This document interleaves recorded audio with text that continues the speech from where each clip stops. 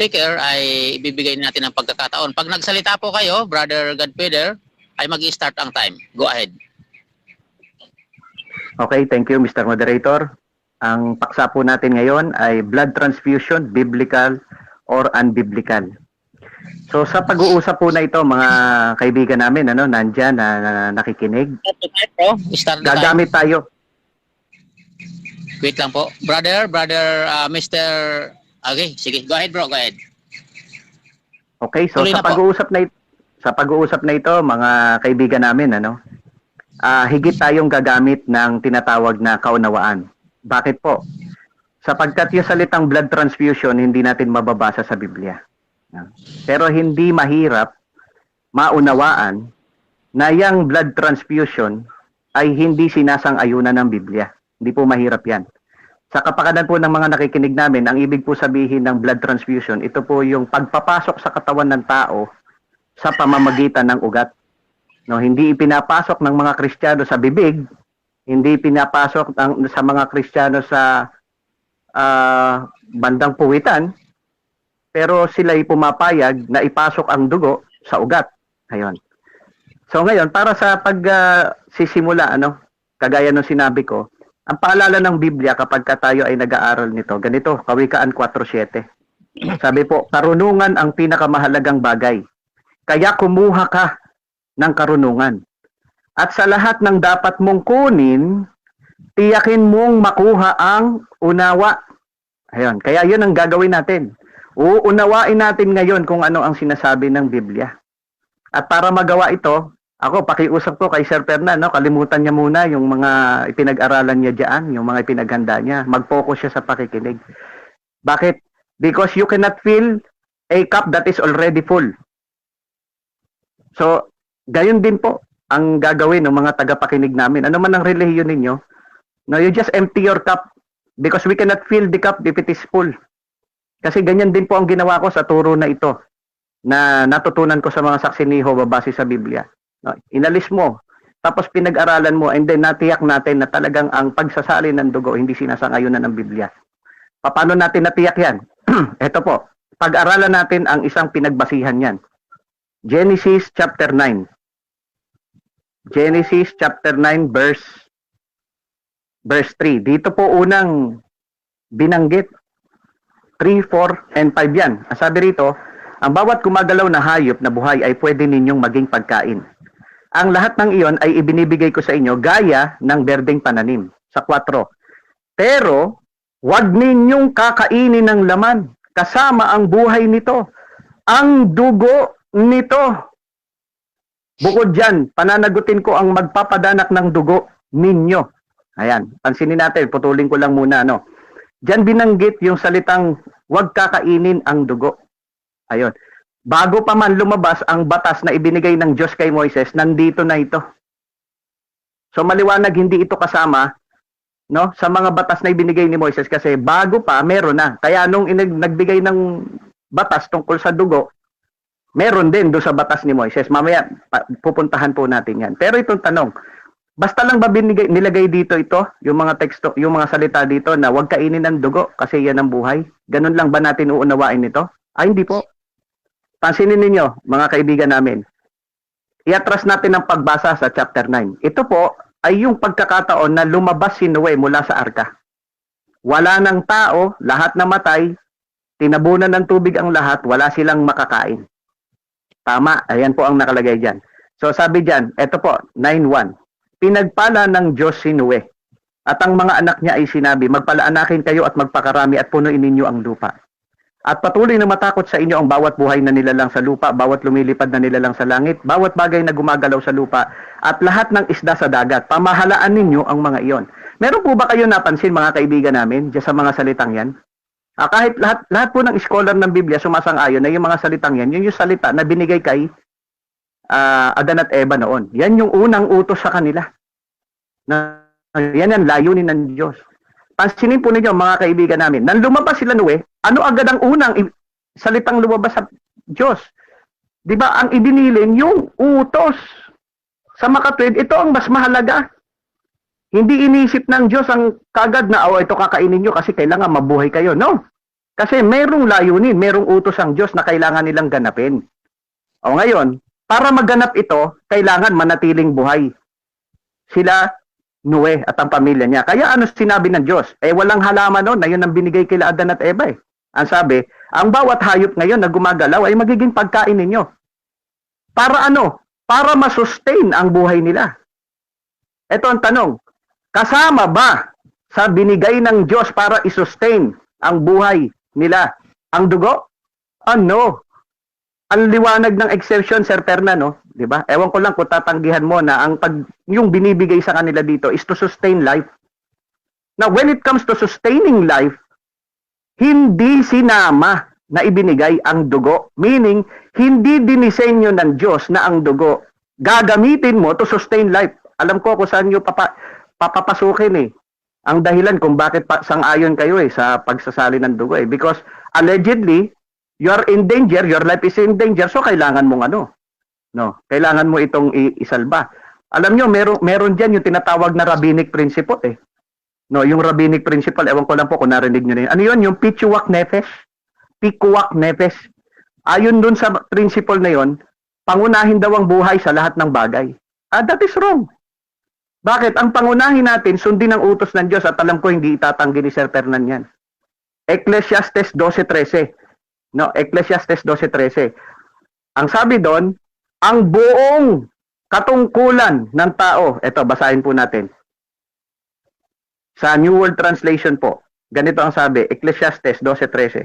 Pagkatapos kong masabi ang lahat ng ito ang punto. Matakot ka sa tunay na Diyos at sundin mo ang mga utos niya dahil ito ang obligasyon ng tao. Ayan. So maliwanag, pangunahin ang pagsunod sa utos ng Diyos. Kaya nga yung mga Kristiyano nagkandamatay Bakit? Martyr ang tawag sa kanila, witness. Yung pong salitang martyr, no? Ang ibig sabihin ng witness, ang ibig sabihin nun, nangamamatay sila dahil sa katotohanan. Bakit? Ipaglalaban nila ang katotohanan at pagsunod sa Diyos. Kaysa sila ay mabuhay, mamamatay sila sa pagsunod sa utos ng Diyos. Yan ang tunay na Kristiyano. Mamaya pupuntahan po natin yan. Ang point lang natin dito, nagbigay ng Diyos, ang Diyos ng utos. No, na wag kumain na, wag isasama sa pagkain ng dugo. At alam nyo, yan palang salitang yan ng restriction ng Diyos tungkol sa dugo is a way to establish His authority. Authority over life, authority over blood. Because the life is equivalent to blood. Yan ang ibig sabihin, the life is the blood. Kaya, in-establish niya ang otoridad niya. Sino lang ang pwedeng gumamit sa dugo? Diyos lang. Kapag ka hindi expressly sinabi ng Diyos gamitin mo, wag mo gagamitin. Meron bang expression sa Bible na gamitin yan pang blood transfusion? There is none. Kaya mamaya tutunguhan natin kaya hindi pwedeng gamitin kasi meron namang express prohibition ng Diyos. Eto ngayon, ang binanggit diyan sa teksto, wag ninyong kakainin ng dugo. Ayan, in-establish na authority. Kaya nga sa Bible, pag binasa natin, lahat ng paggamit ng dugo, laging may express commandment ang Diyos. Nung ito'y gamitin, nung ililigtas ang Israel, 'di ba? Sa Ehipto, siya nag-utos doon, ilagay yung dugo sa mga pintuan. Kaya nga doon lang, yun lang ang pagkakagamit sa dugo. Ito naman. Nung nagkaroon ng bata sa Israel, 'di ba siya rin ang nagsabi kung paano gamitin ang dugo? Pangtubos sa altar. And bukod doon wala na. Kaya nga hindi rin nila pwede kainin. Nasa batas din 'yon. Ayun. Okay, ituloy natin dito sa Genesis 4. Ano pa ang matututunan natin dito? Ayan. Sabi diyan, pero wag ninyong kakainin ng laman kasama ang buhay nito, ang dugo nito. Bukod diyan, sabi dito, pananagutin ko ang magpapahamak ng dugo ninyo. Kung papatayin kayo ng isang buhay na nilalang, bawat mamamatay, kung papatayin ng isang tao ang kapwa niya, dapat siyang patayin dahil pinadanak niya ang dugo ng kapatid niya. Ayan. Alam niyo po, sa ibang salin ng Biblia, yung ginamit diyan, yung terminong bloodshed. Palagay ko, familiar si Sir Fernandito pag sinabing bloodshed. Ngayon, ito, yung bloodshed sa Genesis chapter 9 verse 5. Lumilitaw, pinaliwanag ng Diyos yan na hindi lang yan yung aktual na pagpatay. Ayan, nako, eto, pasok to. Napakagandang punto nito, Sir Fernan. Pag sinabing bloodshed, hindi actual na pagpatay. It also includes endangering the life of the other. Hindi ko alam kung tatanggihan ni Sir Fernan yan. Kasi sa kautusan ni Moises, meron pahiwatig, Deuteronomio 22:8. Ano sabi doon? If you build a new house, you must also make a parapet for your roof, so that you may not bring blood guilt on your house because of someone falling from it. Alam nyo kung anong ibig sabihin yan? Eto po. Ayon sa isang exposition of the entire Bible ni Giles, ganito po ang sabi. That thou bring not blood upon thy house. Ano ibig sabihin nun?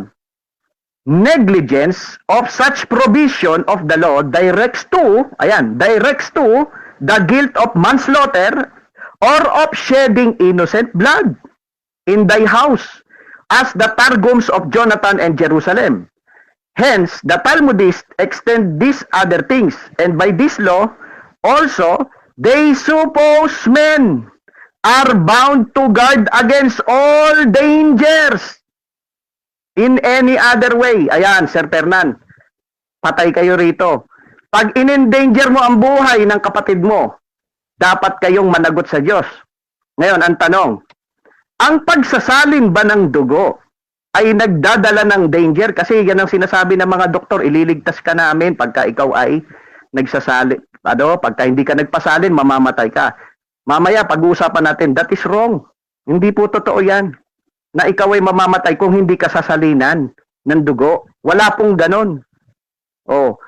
Mamaya po, ipapaliwanag natin yan. Dito, pinapaliwanag ko lang po, pag sinabing bloodshed, kasama dito ang endangering others person's life. Ngayon, tingnan natin, bakit ngayon, pagdating ng panahong Kristiyano, hindi na ginamit yung sinasabing bawal kumain ng dugo? Bakit hindi na yan ang ginamit? Anong ginamit? Ito, tingnan natin.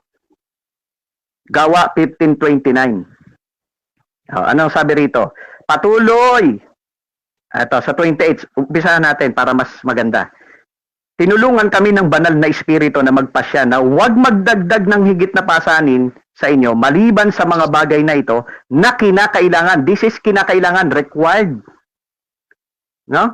Hindi ito, meron ako isang napanood, sabi, hindi pala masyado, sabi dito, huwag magdagdag ng higit na pasanin. Parang magaang.